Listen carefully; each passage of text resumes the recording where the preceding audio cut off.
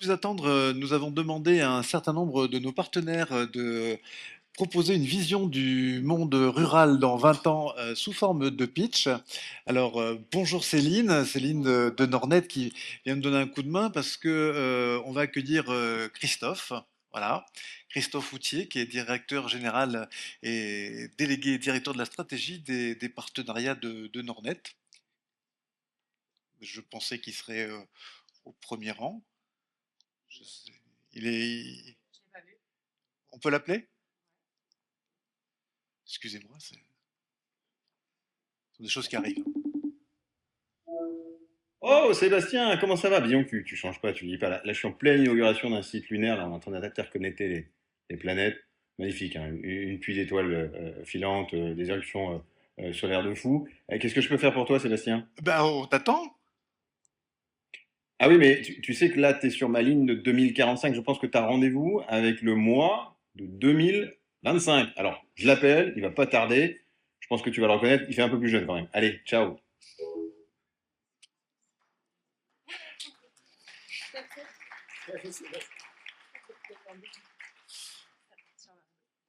Alors, Deux. effectivement, La technique. t'as pris un coup de jeune, hein, Mais toi non plus, tu n'as pas changé. comme disait la chanson.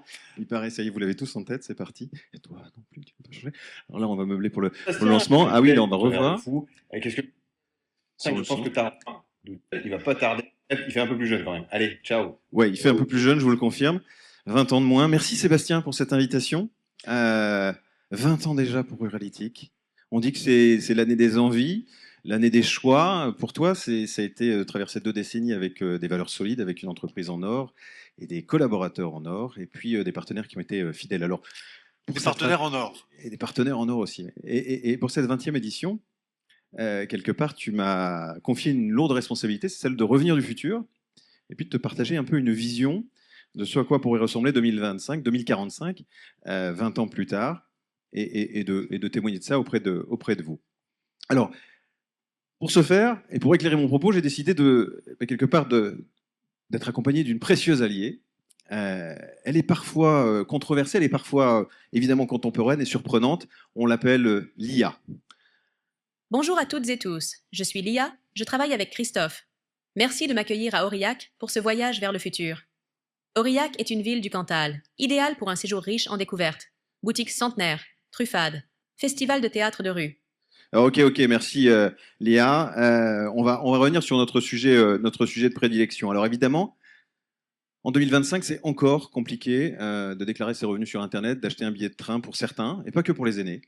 On a aujourd'hui à peu près 13% de la population de plus de 15 ans qui est en situation d'électronisme. 2025, c'est la situation. Et évidemment, il est inconcevable qu'en 2045, on soit au même niveau, que la population soit encore numériquement marginalisée. Alors justement, Lia, quels sont nos espoirs pour 2045? Selon le baromètre du numérique de l'ARCEP 2024, 61% des habitants des zones rurales disent que le numérique leur facilite la vie. C'était 53% en 2023. Ça va forcément continuer de grimper. Nous espérons avant 2045 que 100% de la population, en ville comme en ruralité, plébiscite le numérique comme facilitateur de leur quotidien. Alors en 2045, les techniques de formation et d'apprentissage auront été complètement revisitées. Elles seront évidemment plus immersives. C'est pas l'apprenant qui s'adaptera au programme, c'est bien le programme qui s'adaptera à l'apprenant. Et pour ça, il faut que chacun ait accès évidemment à des réseaux très haut débit, fiables et robustes. Parfaitement. Fin mars 2025, le taux de couverture de la fibre optique s'élevait à 92%. En attendant la fibre, des solutions alternatives sont déjà proposées par 4G, 5G ou par satellite.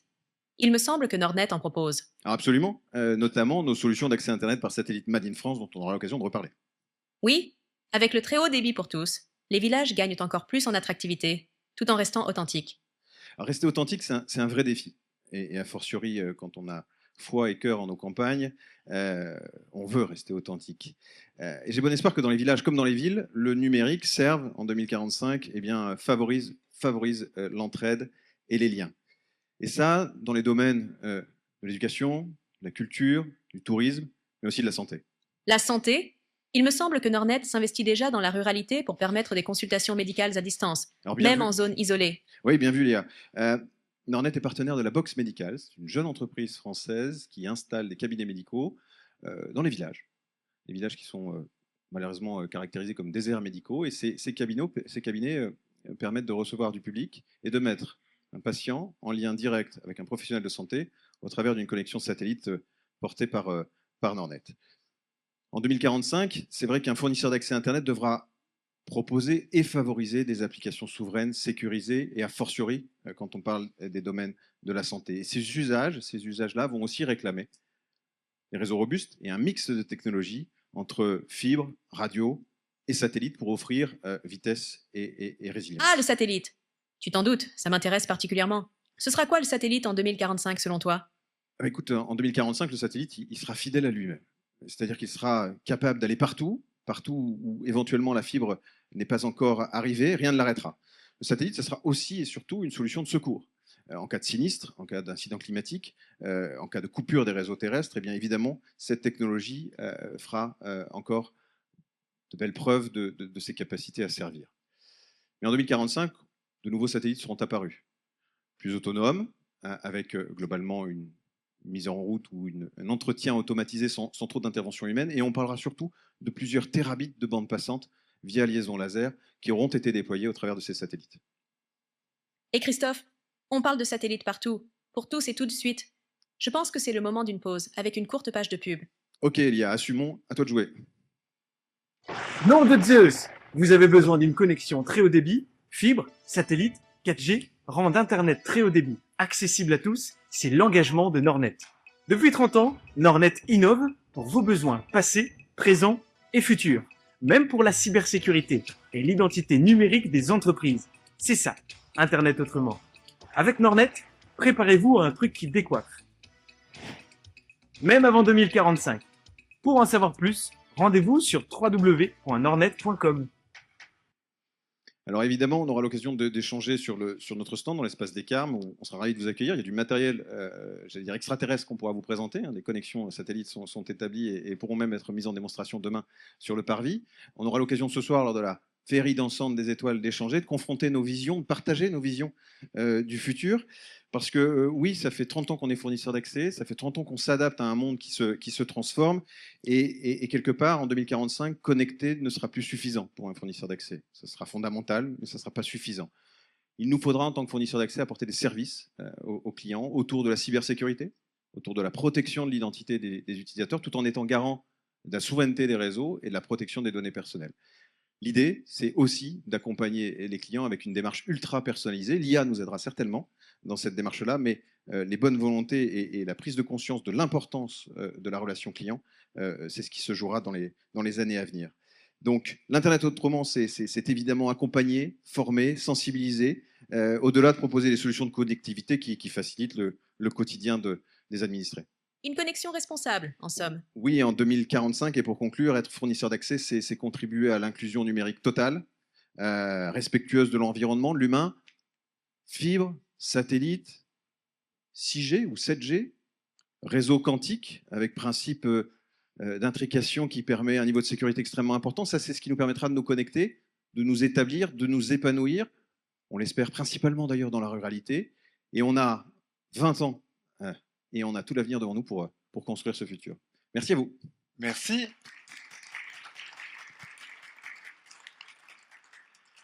Merci à toi, Christophe, et merci à toute ton équipe, Céline, Léa et Lia, donc nouvelle venue chez Nornet, pour ce pitch très réussi. Merci de ta créativité et de nous avoir emmenés vers les étoiles. Et merci à Nornet qui sera le partenaire officiel de la soirée de ce soir, notre féerie dansante des étoiles, parodie évidemment du bal de promo de Retour vers le futur. Sans plus attendre, je vais demander à Jean-Germain Breton, donc président d'Orange Concession, de bien vouloir me rejoindre sur scène pour échanger et partager avec vous sa vision des 20 ans qui viennent pour les ruralités avec le numérique. Bienvenue Jean-Germain, merci d'être avec nous. Merci Sébastien, bonjour à toutes et à tous. Merci de ton invitation pour cette édition anniversaire de Ruralité. Et puis comme l'anniversaire c'est c'est le thème. On a aussi un anniversaire sur Orange Concession, puisqu'on fête cette année le 20e anniversaire du RIP Corsica très haut débit, qui fête ses 20 ans, Ah, qui a été créé la même année que la création de Ruralytic en 2005. 2005, c'était aussi l'année de la création de YouTube. C'était aussi une année assez difficile, puisque si on s'en rappelle, c'était l'année des attentats de Sharm el-Sheikh, de Londres. C'était aussi oui. l'année du terrible sinistre au Cachemire avec 75 000 morts. Donc ça montre aussi que c'est assez loin. On ne se rappelle pas de tous ces événements qui ont eu lieu aussi cette année-là et qui sont impactants. Qu'est-ce qui s'est passé depuis 20 ans? C'est toujours bien un peu de faire le retour sur ce qui s'est passé depuis 20 ans. Personne n'imaginait il y a 20 ans, effectivement, qu'aujourd'hui, la plupart des territoires ruraux seraient connectés à la fibre, connectés au très haut débit. Voilà, et donc ce que la fibre a apporté aux territoires ruraux depuis 20 ans et surtout depuis 10 ans, c'est une connectivité à très haut débit quasiment équivalente à la connectivité qu'on retrouve dans les eaux denses. C'est aussi beaucoup une qualité de service. On en a parlé un tout petit peu sur la table ronde, mais une qualité de service qui permet, je dirais, de valoriser ce débit. Sans qualité de service, le débit ne sert à rien. Et aujourd'hui, j'ai le sentiment qu'on a construit, tous les opérateurs d'infrastructures, hein, pas uniquement Orange Concession, des réseaux de qualité. On a l'habitude dans un de nos RIP de dire que le risque de panne est d'une fois tous les 76 ans avec la fibre. Hein, donc ça montre un peu la qualité des réseaux de fibre que l'on a construits. Et puis aussi les réseaux de fibre, aussi, ils ont l'intérêt aussi de pouvoir accueillir l'ensemble des opérateurs et de proposer les mêmes services numériques que sur l'ensemble du territoire. Et ça, c'est extrêmement important, notamment par rapport à cette égalité numérique des territoires avec la fibre. On accède depuis Aurillac, depuis Saint-Flour, depuis n'importe quel territoire de l'Auvergne et de la France aux mêmes services numériques que dans la France entière, ce qui permet d'accéder à la culture, à l'éducation, à la santé, etc., partout sur le territoire, et c'est extrêmement important. Et moi, on dit souvent, il y a un adage, l'avenir ne se prévoit pas, il se prépare. Donc moi, je ne suis pas un devin. Moi, je suis un modeste avec toutes les équipes d'Orange Concession, opérateur de réseau. Et notre rôle, c'est d'accompagner les collectivités pour leur proposer des infrastructures résilientes qui leur permettent de développer des services et d'apporter du très haut débit. Et je voudrais revenir sur un peu les trois leviers, les trois ingrédients qui ont permis d'arriver à ce résultat, à ce succès, même si on n'est pas tout à fait au bout, mais on touche le but. Le premier succès qui nous éclairera aussi sur l'avenir et ce qu'on doit faire dans les 10 ans pour préserver, je dirais de manière importante, cette égalité numérique des territoires. Les trois leviers, je les citerai assez rapidement.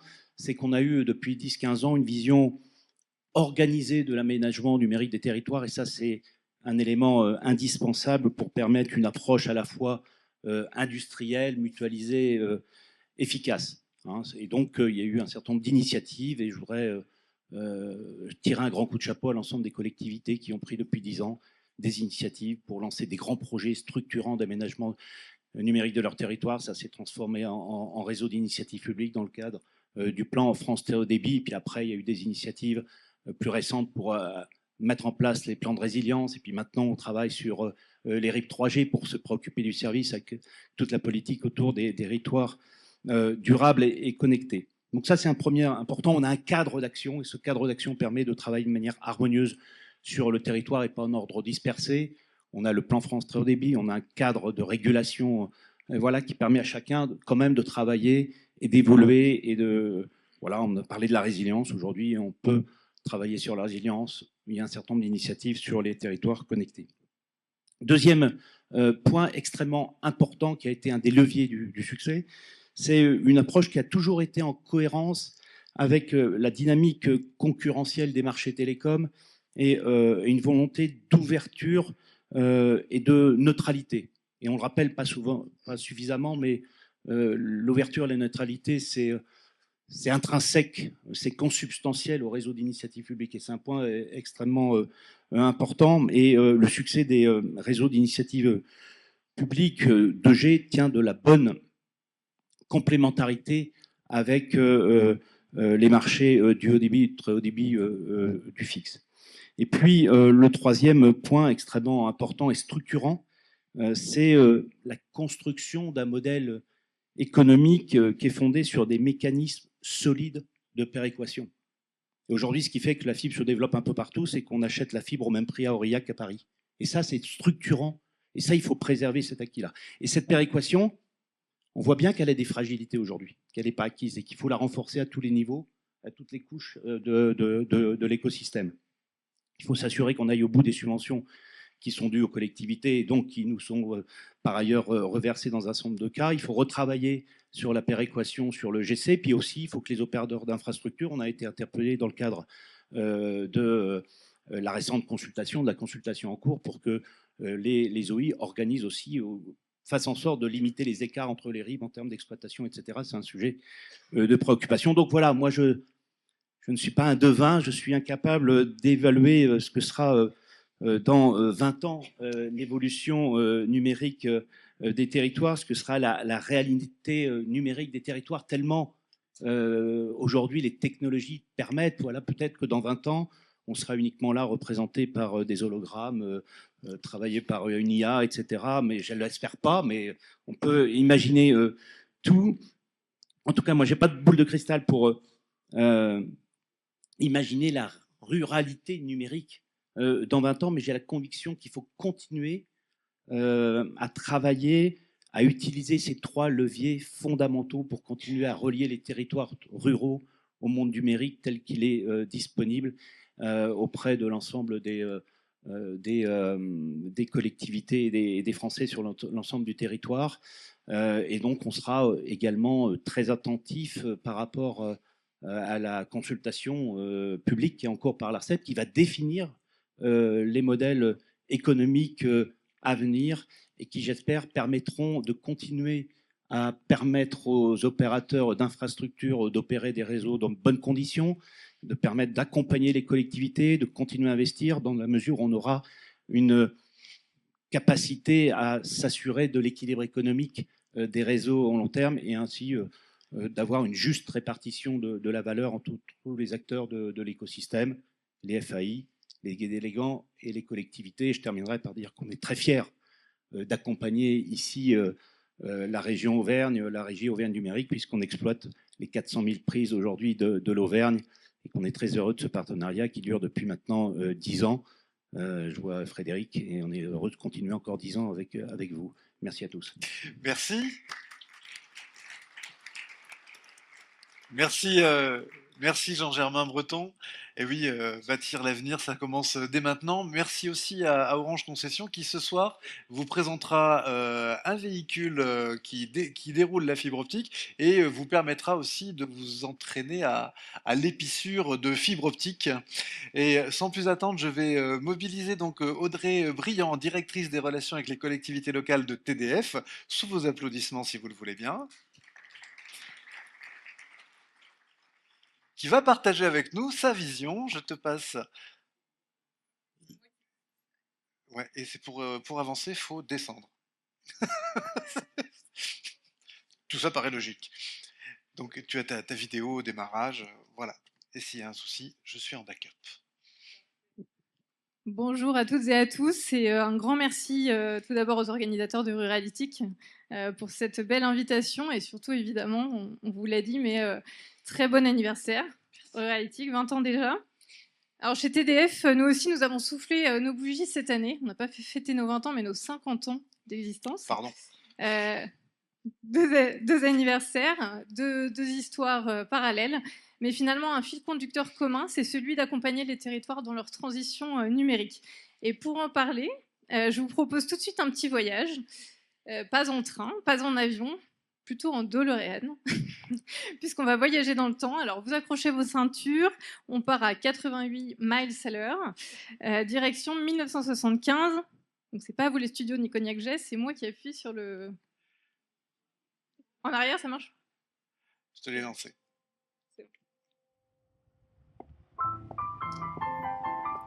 On se dit parfois que la technologie nous isole, nous coupe de ce qui nous entoure. Et pourtant,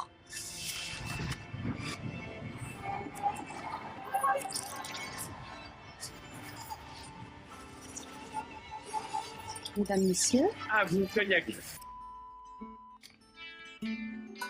Depuis 50 ans, de l'ombre à la lumière, à travers les ondes, entre les fréquences, du monopole aux radios libres, du noir et blanc à la couleur. Derrière nos écrans, cette technologie est ce fil invisible qui nous lie. Des petites révolutions aux grands bouleversements, elle est au cœur de chaque instant partagé. À travers les territoires, en métropole et en outre-mer, elle nous connecte. Elle rapproche nos vies, nous rassemble autour d'émotions, de découvertes et de moments gravés dans l'histoire, dans nos mémoires.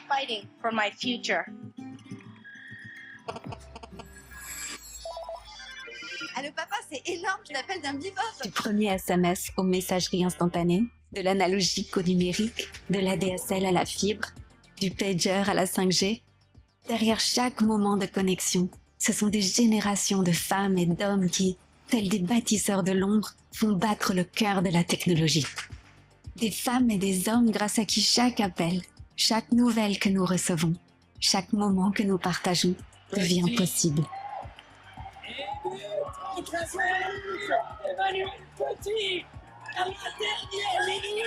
Des étés radieux, aux tempêtes d'hiver. C'est une tempête d'une rare violence.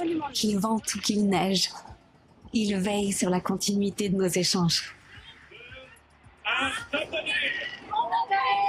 nos quotidiens, nos passions et nos missions.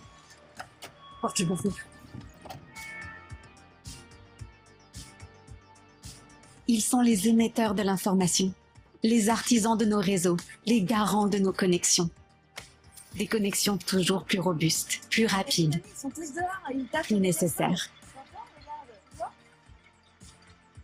Ce sont ceux qui dessinent et imaginent les réseaux de demain pour une communication toujours plus simple, plus évidente.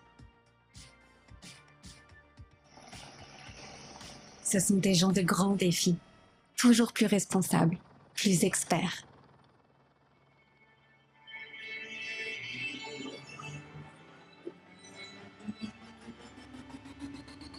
Ce sont ceux qui nous lient. Les femmes et les hommes de TDF. Depuis 50 ans. Voilà, merci. Vous venez de voyager avec nous. Donc, vous l'avez compris hier, hein, c'était la grande aventure de la télévision et de la radio. Une grande aventure qui dure. Aujourd'hui, la grande aventure, c'est le très haut débit. C'est bien sûr la couverture mobile partout sur le territoire et on a un acteur pleinement engagé. C'est la radio numérique DAB+, qui se déploie elle aussi partout en France. Ce sont les data centers de proximité ou encore les territoires connectés. Alors, je vais vous avouer une chose, je suis née, moi, en 1984 et j'ai clairement grandi avec Retour vers le futur. J'étais ravie de cette je dois le dire. Et comme vous, sûrement, j'ai rêvé d'overboard, de chaussures qui se lassent toutes seules et bien sûr, du convecteur temporel. Mais aujourd'hui, notre DeLorean, à nous, nous l'avons finalement dans le chrono de main. Peut-être un peu moins sympa, mais il n'y a pas de plutonium, il n'y a pas de porte-papillon. Mais notre DeLorean, c'est le numérique. Puisque le numérique nous fait aussi voyager dans le temps. Il garde la mémoire du passé, il trace quelque part la route du futur. Et comme Doc le dit très justement à la fin du premier opus, il dit là où on va, on n'a pas... C'est bien parce que ça s'est arrivé directement, je ne l'ai pas fait, mais là où on va, on n'a pas besoin de route. Alors c'est vrai que quand on dit ça dans le Cantal, je pense qu'on a encore besoin de quelques petites routes. Mais on a aussi besoin de routes invisibles, on a aussi besoin de ces routes qui sont la fibre, les réseaux hertziens très haut débit, ou encore de la data, pour clairement tracer l'avenir. Et chez TDF, c'est exactement ce que nous faisons depuis 50 ans, c'est-à-dire déployer des infrastructures pour les territoires, au service des territoires. Alors pour ces 20 ans, Ruralytic nous a lancé un défi digne de la science-fiction, qui était quand même d'imaginer nos campagnes dans 20 ans. Pour préparer cette intervention, j'ai fait des devoirs de vacances, j'ai pris le temps de revisionner, c'était très difficile, ces films que j'adore, les 3 films de la trilogie de Retour vers le futur. Et je me suis amusée à me demander qu'est-ce que ces films finalement peuvent nous dire 40 ans plus tard sur notre présent, mais aussi sur notre futur numérique. Et pour ça, j'ai retenu 4 moments qui, pour moi, au-delà vraiment de la fiction, nous offrent des vraies réflexions sur notre avenir et sur notre avenir numérique. Le Le premier moment, mais c'est fait tout seul, donc finalement c'est c'est l'IA. C'est l'imaginaire du futur de 2015. Donc là, je m'adresse aussi à ceux qui aiment et qui connaissent Retour vers le futur. Le futur de 2015, vu dans les années 80, ce sont des voitures volantes, ce sont des skateboards volants, c'est l'overboard, ce sont des pizzas qui sont prêtes en 2 secondes.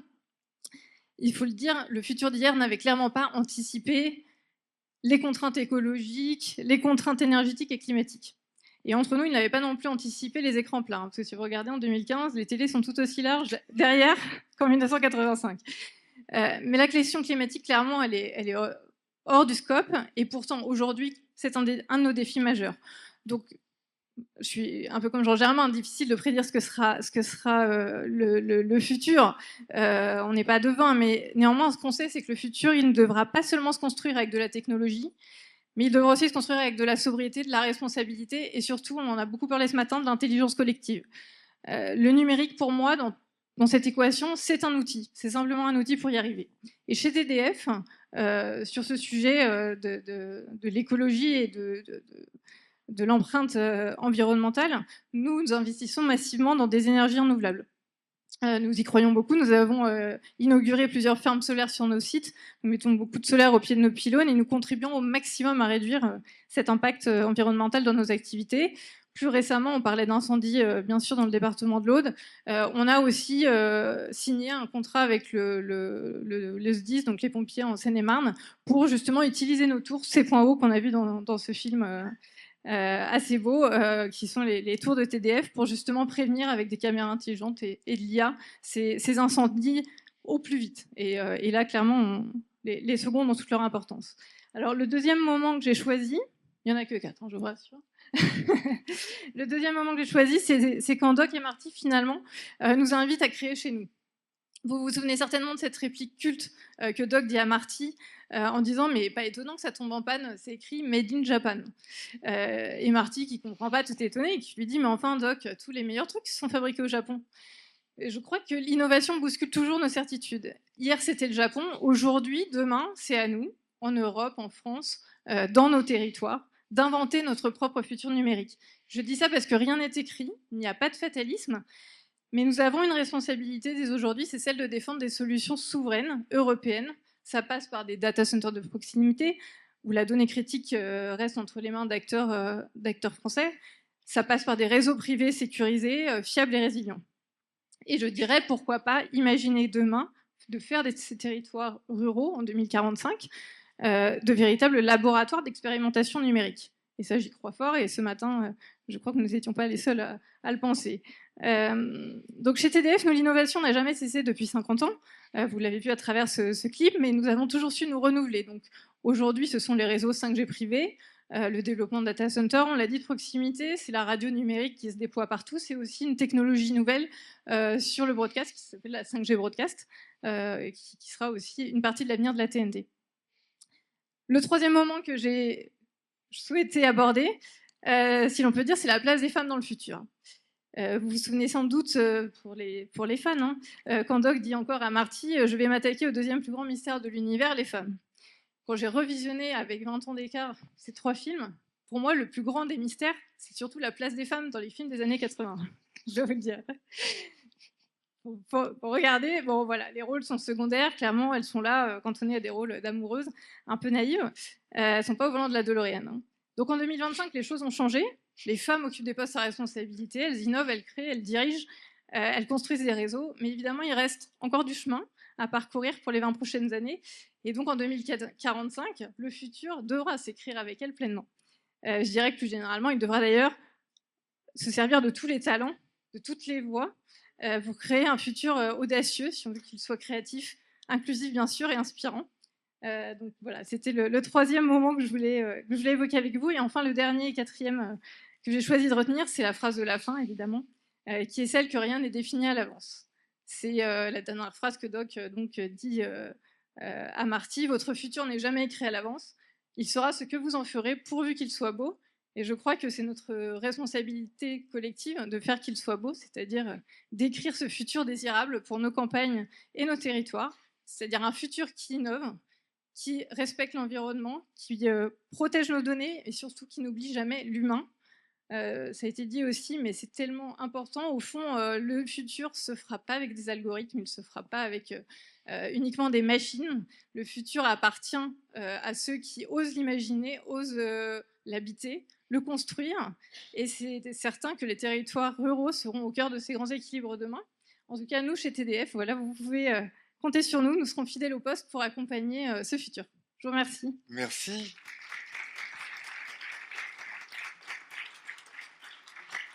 Merci beaucoup Audrey pour ce pitch tout à fait brillant et à ton image. Et voilà, ben, vous savez que vous pouvez compter sur TDF pour les 50 ans qui viennent et c'est un minimum. Je vais inviter à présent Didier Saint-Maxent, président d'AGEDI, à rejoindre l'espace pitch sous vos applaudissements. Tu es venu avec ta team. Tu as la zapette et c'est la flèche qui va vers le bas pour faire circuler tes slides. Comment ? Il n'est pas là-bas. Ah non, non, excuse-moi, tiens, autant pour moi. Donc bonjour à toutes et à tous. Donc j'allais vous dire, presque ce matin, notre ministre a fait le job. Donc qu'est-ce qu'il me reste à dire? Mais non. Et puis de passer aussi après des grands groupes, quelque part, c'est de dire, j'ai dit, quelque part, retrouve sa place, alors qu'on pourrait paraître pour les vilains petits canards. Bon, en sachant ce que devient le canard, on se dit que le jeu en vaut la chandelle. Donc voilà. Ruralitique fête ses 20 ans. Avec un clin d'œil appuyé donc, au film Retour vers le futur. Plus qu'appuyé, oui. Qui lui fête ses 40 ans. Et justement, ça fait 40 ans qu'ici, à Aurillac, des développeurs conçoivent et développent donc une série de logiciels à destination des collectivités. Donc, j'ai dit service public, hein, bien sûr. Donc, on a aujourd'hui... Bon, je peux les passer pour toi si tu préfères. Voilà. Non, c'est pas le premier. C'est bon, c'est bon, c'est bon. Non, on est passé par la fin. Ah voilà. Donc voilà, AGEDI, à l'origine, des élus du Cantal, de Lozère et du Lot se regroupent parce qu'il n'y a pas de... Les prestats informatiques ne développent rien pour les petits territoires qui sont franchement pas rentables. Les élus se regroupent comme ils savent le faire dans plein de domaines. Donc, ils montent à l'origine une association et ensuite un syndicat. Donc, syndicat qui nous met aussi aujourd'hui dans l'impossibilité de communiquer. On n'a pas le droit de faire de publicité. Donc, c'est le statut des syndicats mixtes qui le veut. Donc, aujourd'hui, on a des collectivités sur 86 départements. On a l'ensemble donc des territoires ultramarins. On est passé donc d'un outil purement local avec un développement donc, qui s'est fait donc, sans la publicité, uniquement donc, avec les administrateurs qui en ont fait la publicité et les utilisateurs. Donc aujourd'hui, dans la salle, on a des administrateurs du syndicat qui viennent donc, du Pas-de-Calais. Ceux de la Meuse ne sont pas encore arrivés, ils arrivent tout à l'heure. Il y en a qui viennent donc, de la Vienne, il y en a qui viennent un peu partout. On en a dans les Hautes-Pyrénées, on en a dans le Cantal, bien sûr, dans le Lot voisin, et on le fait. Donc voilà, c'est les administrateurs qui en ont fait la promotion. C'est pour ça que sur notre carte, on voit aussi aujourd'hui qu'il y a des départements qui sont fort touchés. Il y a des endroits où on n'est pas implanté du tout. Comme on ne peut pas communiquer sur les produits, c'est vraiment partage. Mais quand même, sur ces 4 ans, on est passé de 4 000 à presque 6 000 collectivités adhérentes donc qui utilisent les logiciels. C'est pas très bien implanté à Paris. Hein. Oui, non, il y a des endroits, et puis on avait quelques soucis avec les Bretons qui étaient un peu autonomes. Donc aujourd'hui, on a une gamme de logiciels Proxima, full web, donc, hein, qui sont accessibles à partir d'un simple navigateur. La suite de logiciels, la quinzaine de logiciels qui sont produits par AGEDI couvre l'ensemble des besoins d'une collectivité. Alors autant vous connaissiez les noms des grands groupes qui sont passés avant moi, personne ne connaît AGEDI et ne sait même pas si sa commune utilise ces logiciels. Donc aujourd'hui, on travaille dans l'ombre, on apporte un soutien donc aux secrétaires de mairie, les élus qui financent ne savent même pas trop souvent le logiciel qui est utilisé par la secrétaire. Aujourd'hui, donc, on a des produits qui correspondent et qui donnent vraiment un confort de travail à tout le monde. Ça permet donc de travailler depuis n'importe quel poste, ce qui est quand même un avantage. C'était aussi, après le Covid, quelque chose d'important. On part sur des petites communes, donc on a des secrétaires de mairie qui travaillaient sur 7-8 communes. Donc c'est vrai qu'aujourd'hui, avec un identifiant et un mot de passe, on peut se connecter de n'importe quel poste et travailler, donc éventuellement terminer un travail ou une urgence sur la commune sur laquelle on n'est plus en étant à distance. Donc voilà, AGEDI innove en permanence aussi. On a un logiciel cimetière.fr et Proxima Cimetière, donc, qui ont été développés récemment. Proxima Cimetière, donc, il y a eu ce prix de l'innovation et donc une reconnaissance au niveau de l'Occitanie sur un logiciel donc, qui avait vraiment besoin de montrer et de couvrir un besoin qui n'existait pas au niveau des communes. On intègre aussi l'intelligence artificielle pour simplifier le quotidien des utilisateurs. Donc ça, c'est des domaines sur lesquels on est en train de travailler sans remplacer non plus nos agents qui travaillent et qui sont des fonctionnaires territoriaux comme les collègues avec qui ils travaillent. Le syndicat utilise ses propres logiciels vu qu'on est une collectivité publique. Donc on utilise et on teste en permanence les logiciels qui sont mis à disposition.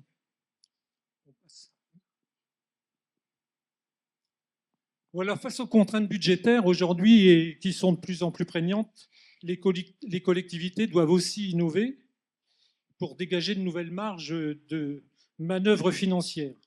Donc c'est tout l'esprit du modèle d'AGEDI, ce qui est une mutualisation à grande échelle au bénéfice de tous. Donc pas d'actionnaires à rémunérer, pas de dividendes à verser, on équilibre simplement notre budget donc avec le montant des contributions qui sont demandées aux adhérents. Les élus et les équipes d'AGEDI vont être présentes donc pendant les 2 jours. On est prêt à vous faire des démonstrations des produits qu'on utilise et de tout ce qu'on peut faire. Et il y aura une présentation aussi des logiciels demain à 16h. En atelier, absolument. Voilà, donc je l'ai fait courte. De toute façon, je laisse Françoise à l'avenir me remplacer. Donc aujourd'hui, simplement, si vous deviez retenir que quelque chose, AGEDI, donc c'est plus de 60 collaborateurs qui travaillent à Aurillac au service des collectivités territoriales. Donc c'est une quinzaine de logiciels donc, qui couvrent l'ensemble des besoins. C'est au quotidien un accompagnement de qualité et de proximité. On peut accueillir tout type de collectivités, donc dans les dernières, y compris les plus grandes, vu qu'aujourd'hui, le département de la Lozère est devenu adhérent pour le logiciel finance. Donc voilà pour les 20 prochaines années d'AGEDI où on se projette avec une mutualisation qui pourra se faire à l'échelle départementale. Et simplement, le plus important, AGEDI, c'est un service public mutualisé animé par le seul intérêt général. Merci beaucoup Didier Saint-Maxent. Merci beaucoup et effectivement, Madame Gattel vous a rendu un vibrant hommage ce matin. Merci infiniment. Dans la continuité, dernier pitch de cet après-midi, Pascal Condamine pour Craft AI, sous vos applaudissements. On a beaucoup parlé d'intelligence artificielle ce matin, on vient d'en parler encore. Eh bien, Pascal va vous en dire un mot, puisque lui, c'est son cœur de métier. Merci beaucoup, Sébastien, d'avoir Craft AI. Je suis très content d'être de retour ici. Ça fait 10 ans que je suis sur Paris, mais j'ai habité à Aurillac ici avant, et c'est un bonheur de revenir aux sources. Alors, Craft AI, mesdames et messieurs, chers élus, chers agents, chers partenaires du secteur public, c'est un honneur pour moi de m'adresser à vous aujourd'hui, à un moment charnière dans nos territoires et nos institutions. Face à la complexité croissante des enjeux environnementaux, sociaux et économiques, une chose est certaine, les collectivités sont en première ligne. Elles doivent en permanence faire mieux avec moins, mieux accompagner les citoyens, mieux gérer les ressources, mieux soutenir leurs agents. Et tout cela souvent dans un cadre contraint, voire restreint. Dans ce contexte, une question émerge. Comment pouvons-nous nous appuyer sur la technologie et notamment l'intelligence artificielle pour réinventer le service public sans le dénaturer? L'intelligence artificielle est partout, dans les discours, mais peu dans les usages réels des collectivités. Et c'est normal, la promesse de l'IA peut sembler floue, parfois inquiétante, souvent complexe. Or, ce que nous voyons sur le terrain est tout autre. L'IA, lorsqu'elle est bien pensée et bien intégrée, peut répondre à des problématiques concrètes. Gagner du temps sur le traitement des dossiers, automatiser des réponses aux questions fréquentes, aider à l'analyse des données pour orienter les politiques publiques et soutenir les agents dans leurs tâches répétitives ou administratives. Et ce n'est pas une question d'effet de mode, c'est une question d'efficacité, de qualité de service et de reconnaissance du travail des agents. Car aujourd'hui, trop d'agents passent encore une part significative de leur temps sur des tâches chronophages à faible valeur ajoutée. On y est tous confrontés. Et ce temps pourrait et devrait être réinvesti dans la relation humaine, dans l'accompagnement, dans la proximité. Et l'IA, dans ce contexte, ce n'est pas une fin en soi, c'est un levier. Je dis bien, c'est un levier pour redonner du sens aux missions publiques. Chez Kraft, nous avons une conviction forte. L'IA ne doit pas être réservée à quelques géants technologiques ni cantonnée au monde de la recherche. Elle doit être accessible, utile, sécurisée et surtout sous contrôle. Kraft AI est un acteur français de l'IA, industriel et responsable. Nous existons depuis presque de 10 ans, c'est notre anniversaire aussi, et nous accompagnons aussi bien les grands groupes industriels que des institutions publiques dans le déploiement de l'IA, pas en laboratoire, mais sur le terrain, en production, dans les processus métiers. Et concrètement, notre plateforme permet de gérer tout le cycle de vie de l'IA, que ce soit la création de modèles, l'intégration d'agents intelligents, le monitoring, l'orchestration et la gouvernance. Et nous sommes également en capacité de gérer des modèles de langage, LLM, comme ceux que vous connaissez via ChatGPT, mais en environnement maîtrisé, sécurisé et conforme aux exigences du secteur public. Notre engagement va au-delà de la performance technique. Nous défendons une IA explicable. Chaque décision prise par l'IA doit être comprise, auditée, expliquée. C'est fondamental dans le cadre public. Nous défendons une IA frugale. Nous optimisons les ressources, limitons les coûts énergétiques et respectons les exigences environnementales. Et surtout, nous défendons une IA souveraine. Toutes nos technologies sont développées en France, hébergées dans des clouds souverains sans dépendance à des plateformes étrangères. Et ce dernier point est crucial, car derrière l'IA, il y a les données, et derrière les données, il y a la confiance des citoyens. Aujourd'hui, la plupart des solutions d'intelligence artificielle proposées aux collectivités dépendent de fournisseurs non européens. Cela pose un vrai problème. Pourquoi ? J'ai été trop vite en message. Pardon.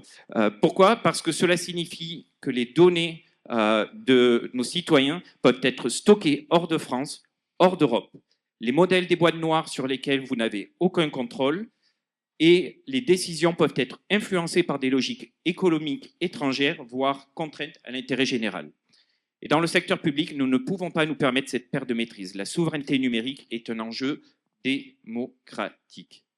Elle garantit que les collectivités gardent la main sur leurs données, leurs décisions et leurs infrastructures. Elle garantit que l'IA utilisée respecte les valeurs du secteur public, transparence, équité, responsabilité. C'est pour cela que Kraft AI s'engage à proposer une alternative souveraine et robuste de l'IA des plateformes. Prenons un exemple concret, le département de la Moselle, que nous accompagnons dans l'intégration de l'IA au sein de ses services. L'objectif, soutenir les agents dans leur mission en automatisant les tâches les plus répétitives et en leur fournissant des outils d'aide à la décision. Les agents gagnent du temps, se sentent valorisés, les services sont plus réactifs et la collectivité renforce son image de modernité et d'innovation. Ce projet, comme d'autres en cours, montre que oui, il est possible de déployer une IA utile, éthique et souveraine dans une collectivité, et ce, en quelques semaines, sans refonte totale des systèmes existants. Mesdames et messieurs, il ne s'agit pas simplement d'innover pour innover, il s'agit de réinventer un secteur public plus que humain grâce à une technologie maîtrisée, une IA qui ne remplace pas mais accompagne, une IA qui ne décide pas à la place, mais éclaire les décisions, et une IA qui donne du sens, pas la complexité. Les défis sont grands, mais les outils existent. Et surtout, les compétences et les convictions sont là, dans vos territoires, dans vos équipes. Craft AI est prêt à vous accompagner avec humilité, avec rigueur, avec l'exigence que mérite le service public, parce que nous croyons à une IA au service du bien commun, une IA transparente, souveraine, utile, une IA qui respecte et renforce le lien unique entre les citoyens et les institutions. Je vous remercie.